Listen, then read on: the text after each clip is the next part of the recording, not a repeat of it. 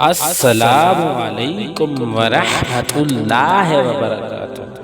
کچھ لوگوں کے ذہن میں یہ سوال پیدا ہوتا ہے کہ عورت اپنے شوہر کا نفس منہ میں لے سکتی ہے، عورت اپنے شوہر کا نفس پکڑ سکتی ہے، عورت کا اپنے شوہر کا نفس منہ میں ڈالنا جائز ہے یا ناجائز؟ اور کچھ لوگوں کے ذہن میں یہ سوال بھی پیدا ہوتا ہے کہ نفس پر کونڈم لگا کر نفس اپنی بیوی کے منہ میں ڈال سکتے ہیں؟ شریعت میں نفس کا منہ میں لینا چاہیے یا نہیں؟ وہ کونڈم کے ساتھ ہو یا کونڈم کے بغیر ہو، یہ بالکل شریعت مطہرہ کے اندر جائز نہیں ہے۔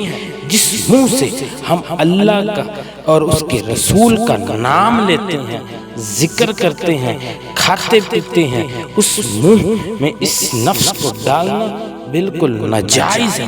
سمجھدار اور عقل مند لوگ کبھی بھی اس طرح کی حرکت نہیں کرتے، اور جو مرد اپنے نفس کو اپنی بیوی کے منہ میں ڈالتے ہیں وہ مرد وہ ہوتے ہیں جو غلط فلمیں وغیرہ دیکھتے ہیں اور ان کو ان کے بارے میں کچھ بھی علم نہیں ہوتا۔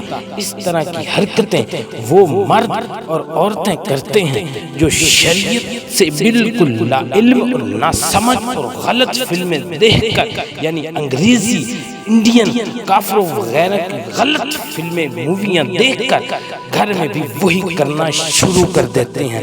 میرے پیارے مسلمانوں، تھوڑی سی تسکین کی خاطر ہم شریعت بھول جاتے ہیں اور الٹ رستہ اپنا لیتے ہیں۔